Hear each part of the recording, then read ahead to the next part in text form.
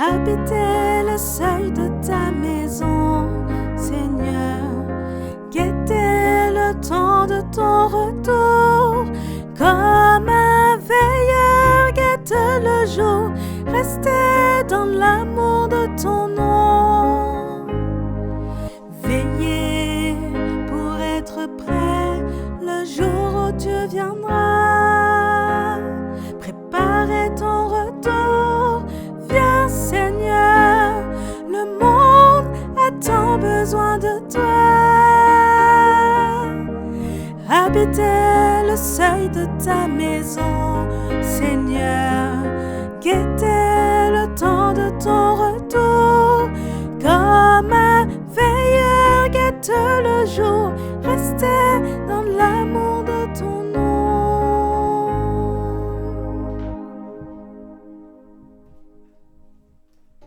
Mes sœurs, mes frères, chers fidèles du Christ, bienvenue au Du temps pour Dieu.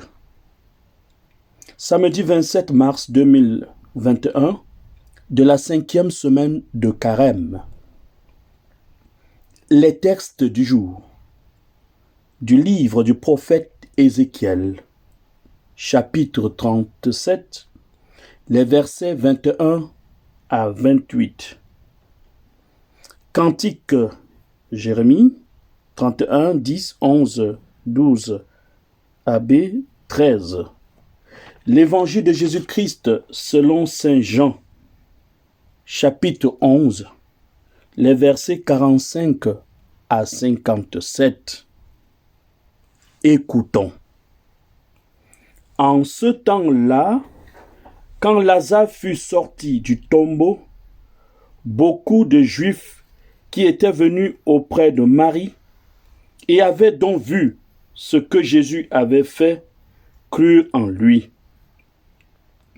Mais quelques-uns allèrent trouver les pharisiens pour leur raconter ce qu'il avait fait.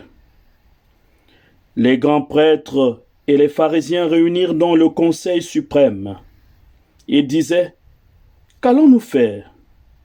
Cet homme accomplit un grand nombre de signes.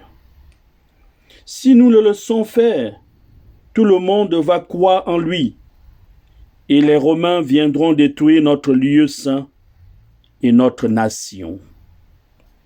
Alors, l'un d'entre eux, Caïphe, qui était grand prêtre cette année-là, leur dit: vous n'y comprenez rien. Vous ne voyez pas quel est votre intérêt? Il vaut mieux qu'un seul homme meure pour le peuple et que l'ensemble de la nation ne périsse pas.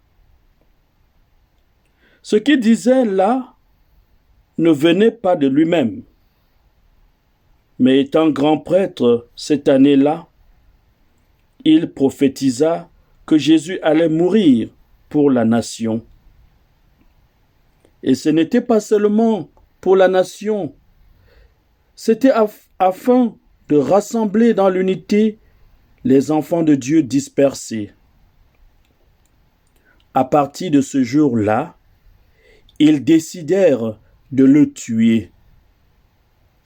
C'est pourquoi Jésus ne se déplaçait plus ouvertement parmi les Juifs.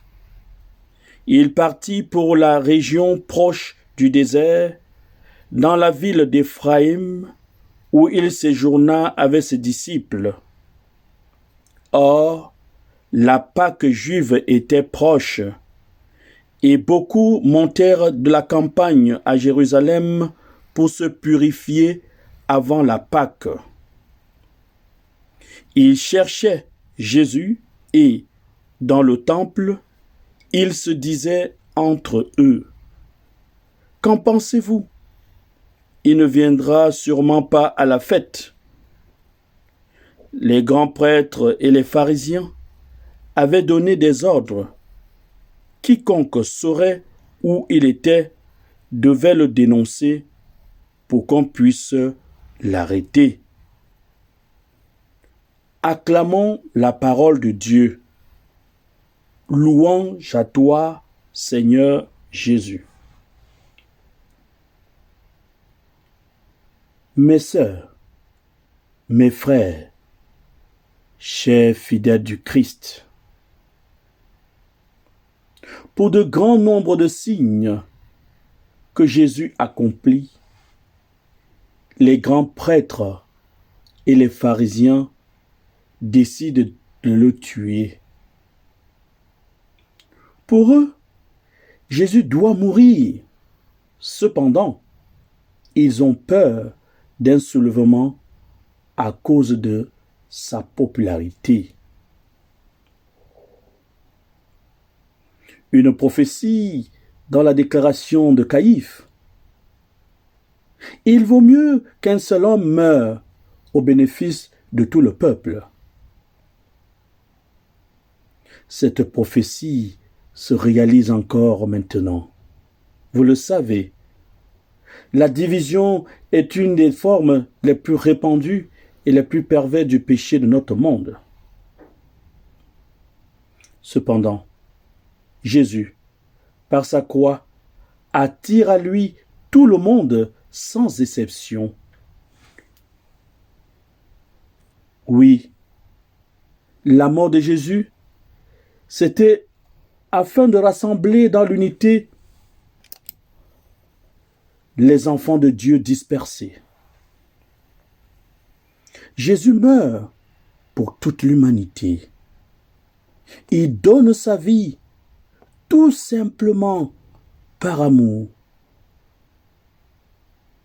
Pourrions-nous, nous aussi, donner notre vie pour nos frères et sœurs, tout simplement par amour? Mes frères, mes sœurs, chers fidèles du Christ, la volonté divine est de purifier et d'unifier. Et au seuil de la Semaine Sainte, en regardant vers la croix et Pâques, travaillons à notre tour au rassemblement et à l'unité des hommes en Dieu. Seigneur, rassemble-nous dans la paix de ton amour. Prions le Seigneur. Seigneur, tu es toujours à l'œuvre pour sauver les âmes, mais en ce moment du carême, tu offres plus largement ta grâce à ton peuple. Regarde avec bienveillance tous ceux qui t'appartiennent. Que ton amour protège et fortifie à la fois les catéchumens et les baptisés. Par Jésus le Christ, notre Seigneur. Excellente journée avec Dieu.